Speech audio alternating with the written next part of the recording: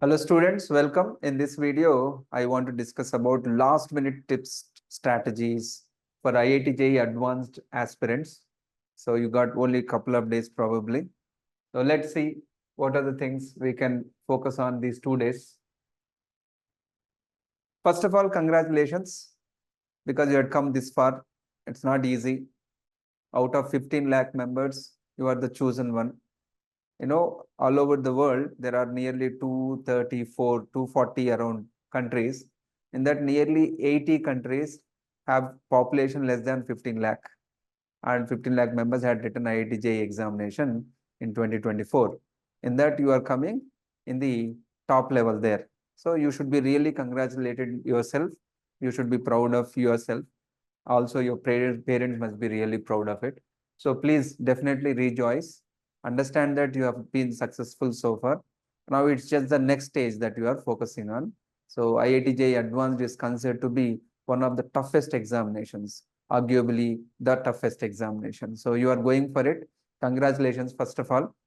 Then little strategic, right? Let's understand a little bit of statistics so that you can plan accordingly. The fact that you are viewing this video, meaning that you are not targeting like single digit rank or double digit rank. Yeah, even if you are targeting for double digit rank, definitely this information will help you. So overall, let's look at this idea here. 23, 22, different years. If you have to get certain rank, where should you stand? I just gave you this information. Focus on these important landmarks. First one is 10,000 rank. So first of all, you should try to get minimum 10,000 ranks.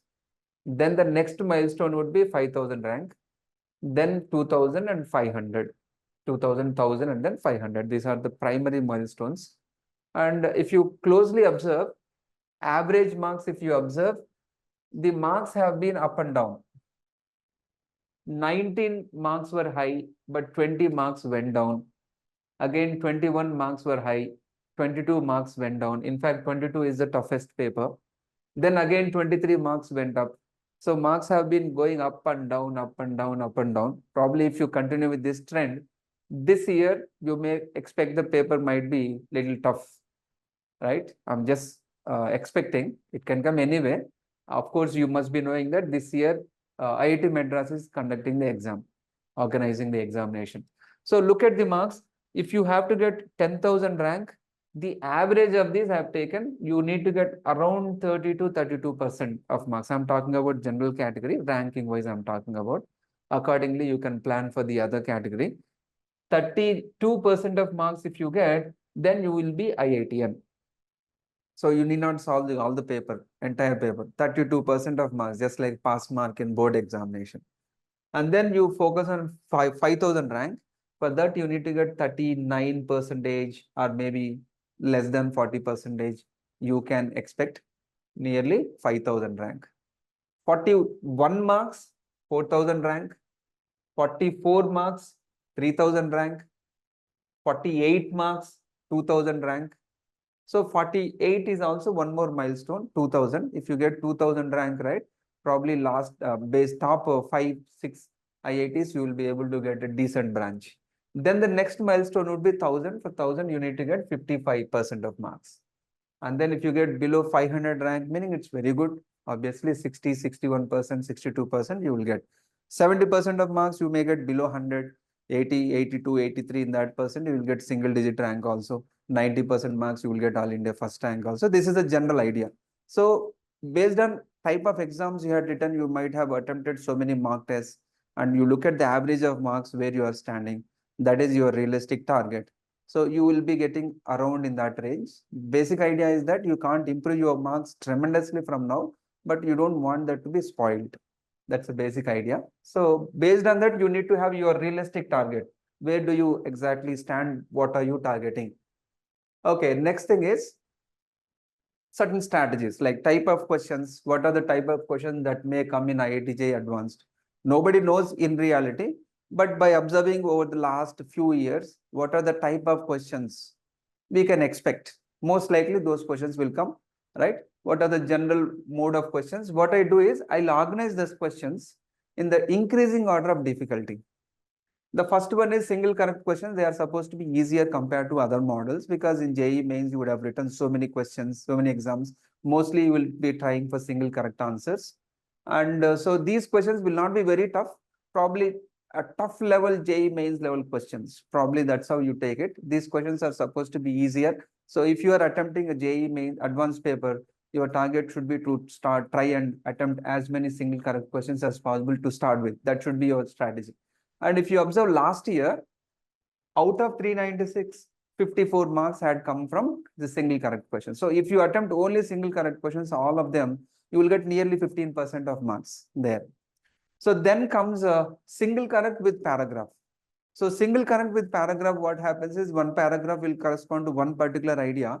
In that particular idea, you can have two questions. Sometimes you can have three questions also. But it's not necessary that every time this comes. Single correct questions seems to be coming every year, but single correct with paragraph, sometimes they come, sometimes they don't come. But last year, we have seen single correct with paragraph, there were about 36 marks out of 3. Last year, meaning how much? 10% of marks came from there. These single correct questions are also considered to be relatively easy, not very tough, because if you crack one idea, you will get two questions or three questions. And also, it's better you need to go with order. Order is very important. Once you solve the first question, then solve the second question, then solve the third question, like that.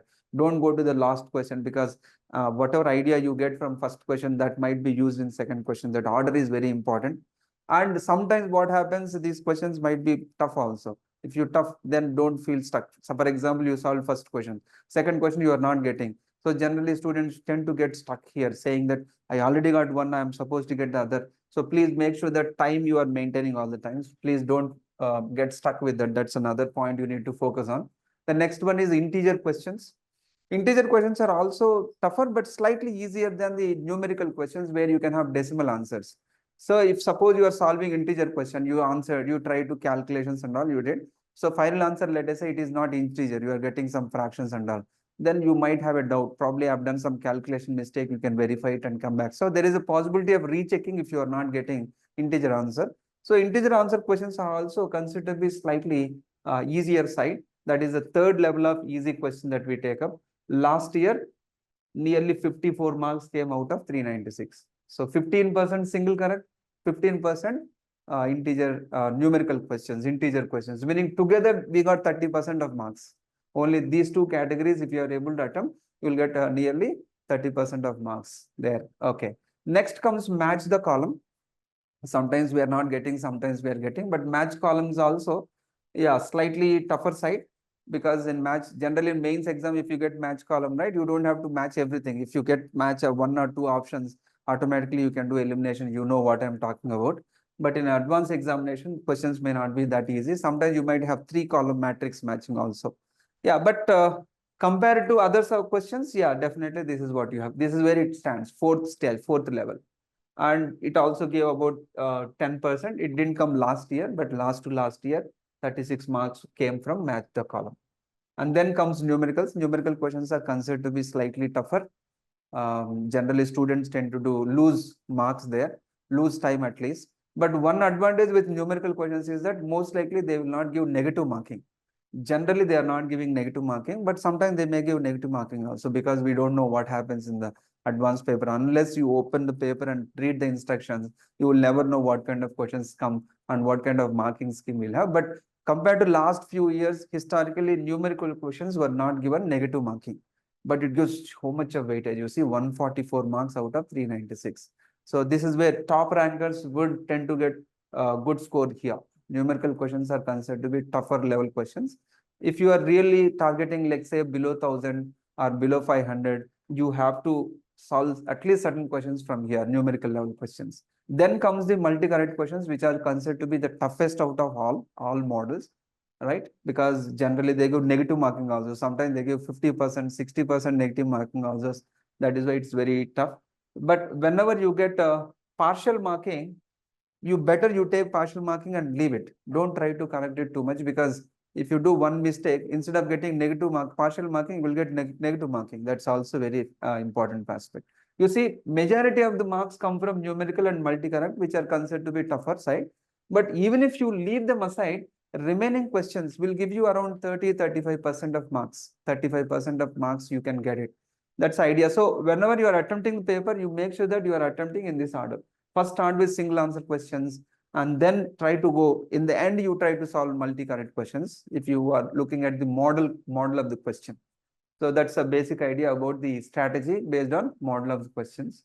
Then certain tips about these 2 days, whatever time available, what to do. Basically, whenever you are going for an exhaustive day, right? Because on 26th date, right? Whatever you are going for advanced examination, you will have to write 2 papers with about 1 hour gap. 6 hours, you have to make sure that you maintain your focus with at utmost level there. So for that reason, you need to be really, really rejuvenated. Please remember, your willpower is limited, it's finite. Some people may have like little more, some people will have less, but definitely it is finite. Don't stretch your willpower or your psychological stamina and to the point of exhaustion. Because of it, in the final examination, you will be facing a lot of difficulty, fatigue and all that. So please relax. You need to relax your mind, you need to relax your body. Keep a pleasant state of mind, that is very important. Take a lot of rest, sleep well, and don't try to exhaust yourself psychologically. As much as possible, sleep, maybe 7 hours, 8 hours also. If you feel like sleeping, right? That is okay. Either you study, prepare, do a little bit of physical exercises, otherwise sleep, relax. But don't stress yourself too much there. And make sure that this is important. Keeping your biological clock tuned is very important.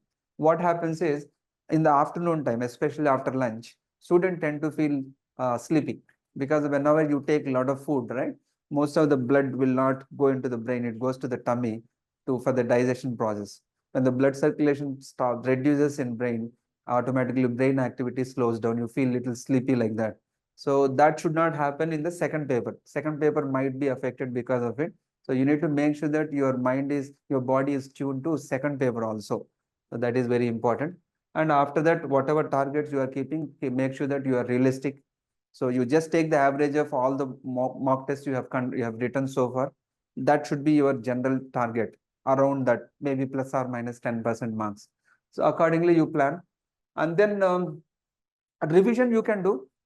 You should not do anything new, but you can do revision. But the kind of revision that you need to do is, it should be a comfortable revision, not like a frenzy or like going like a crazy kind of revision. Just comfortable revision, relaxed revision.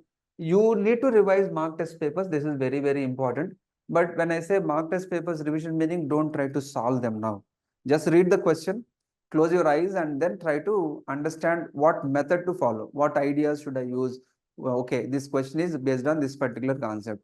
So this idea, if I use, I'll get one equation. If I use this idea, I'll get this equation. I'm getting 2 equations and 2 unknowns. I can solve it. Okay, yeah, enough. Then go to a solution and look at it. See whether you got the same idea or not. If you're not getting the same idea, go through the idea given there and so on. That way, you need to quickly revise. Even the PYQs also, selected questions, you can do that revision part. So mock test question papers and revised PYQs, only those which have already been attempted, those things you can revise, not like too many solving. You can solve once in a while here and there, but especially this chemistry and physics part, instead of solving it, is better to visualize the solution, what ideas to use and all. But for mathematics, probably you need to do a little bit of practice that is required. So that is, you need to do it. So this is very essential, very, very important. Do not touch anything new. Something that you didn't understand for the past 2 years or 3 years. This is not the time to understand now. So you can't build Rome in one day overnight. That doesn't happen. Learning is over. You have learned enough. Now exhibit whatever skills you have to the full extent. That's all. Don't touch anything new. Don't touch attempting questions, also new questions. This is not the time to attempt anything new. So I hope you understand that is very essential. This is a general ideas before the examination. And on the D day, on the examination time, right? So what should be your mindset? This is a mindset. You have to be confident and you have to be cautious also. Don't be overconfident. Don't be stressed out also. You got to be confident, at the same time balanced, that caution, aggression associated with balanced caution. That is very, very essential for the examination. So whatever ideas I give, these are going to be the base idea based on these two. You got to be confident, and at the same time, you have to be cautious as well. You should feel fully energized for the D-Day, right? No exhaustion, no physical exhaustion, no psychological exhaustion. That is very important. Got to be fresh. Even if you work continuously for 6 hours, you can take it, right? So that is very important. You can get exhausted and then still maintain the same level of focus. That is important. Then these things, keep the confidence high. Most important thing is confidence. So whatever confidence building question subject that you do first, whatever is the confidence building questions, you try to do them first. In the beginning only, don't try to do something which you cannot do properly. So go for the confident subject. In that also, go for the confident questions. You make sure that you solve them perfectly. 2-3 questions in the beginning, if you do, you get that high. That definitely brings you a different kind of positive mindset in your overall attitude. So automatically you'll be able to do much better for the rest of the paper. That's very, very essential. Then very crucial point, read the instructions completely, because advanced examination is very different year to year. Until unless you read the instructions completely, you don't know what is expected. So please read that instructions. So don't think that it is a waste of time. They give extra time anyway for it, but make sure that you read all the instructions very clearly before going for it. That's a very important thing. And then this certain ideas. So don't try to solve questions one by one like that, continuously solving questions. That doesn't work. So in the first probably 5 minutes, 10 minutes, just 5 minutes is enough, I think. You just go through the questions on the screens, skip like that. Okay, this question is very easy. This question is very easy. On the notepad, you can write down, okay, these 5 questions are very easy for me. In first 5 minutes, if you're able to select about 5 to 6 easy questions there and then start solving it, that is better. Mark the questions which you want to solve, then go for solving it. After that, if you still have the time, then you can come back and solve for the remaining question. That should be the idea. Read the questions without preconceived notion. This is very important, especially when you feel that the question is easy. Students become so desperate. They want to solve that question very quickly and then go on to the next question. That is very dangerous. Easy questions, you have to solve it carefully, because there might be some twist. You don't know. So that is why read the question until the last minute without any preconceived notion. As it is, you read, then try to recollect with whatever you know. Generally, what happens, 1 or 2 questions come from the models which are related to your mark test paper and so on. So if you see that question, you feel that that is a question and you try to answer it without reading the question only completely. That's very dangerous, because question can be slightly changed there. Please read the question without a preconceived notion, and of course, keep track of time. That's also very essential. This is another important point. Break between the papers. This is very crucial. Generally, what happens, some students, they are so excited of their paper performance. Immediately after they come back, right, they start discussing after the paper 1. How did you do this question, what is the answer and all that. That's very dangerous. Please don't discuss with anybody. Whoever, if anybody asks, you say, okay, I did all right, leave it. But don't discuss the paper 1 in the break time. Then try to have food, but food should not be too much heavy, right? Enough to make sure that you get energy. Probably you can have some quick energy releasing food like bananas, probably glucose, something like that, not heavy food. Maybe curd rice, you can have something khichdi or something like that, which is easy to digest and gives you immediate energy. That kind of things you can take. And then do not discuss the paper. This is also very important for you. Then finally, basically 2 statements if I have to give you about this examination. 2 statements. Number 1, whatever is mine, I'm not going to leave. Whatever is not mine, I'm not going to miss. Right? I'm not going to touch there. So what is mine, I'll make sure that I'll get it perfectly. What is not mine, I'm not going to touch and waste my time and unnecessarily get stressed out. That should be your mantra. So very important. What is mine, I'll not leave. What is not mine, I will not touch. Please say that. Automatically your mind will be taken care of. And the next one is, this is also one important thing that I do generally when I was also preparing for exams, going for IIT exam and so on. Of course, IIT exam I wrote long time ago, but this is one thing I always tell to the students. For me, Dhoni is one of the favorite cricket players because of his cool, calm, composed mindset during the crunching situations. So whenever you're going for a crucial situation, You imagine like your favorite cricketer, maybe Dhoni or Virat Kohli, whatever, maybe Rohit Sharma, I don't know whom your favorite cricketer player or some other sports also. So if that particular person is really seriously taking for IIT coaching and they have been working for 2 years and 3 years, on the particular D-Day, how will they perform? How will they take the unexpected things? What will they do on that final day? Just start talking about what would Dhoni do or what would somebody else would do. So you keep saying that mantra, then automatically your subconscious mind will tell you what to do. I'm sure you will be able to do that. So with that, I'll conclude here. So I hope you got certain information. Most of them are known to you, but I just wanted to revise it once because before the examination, many things we might forget. So please take care of all of them. I'm sure you will be able to do very well in the examination and wish you all the best. Thank you very much for joining us. Until next time, goodbye.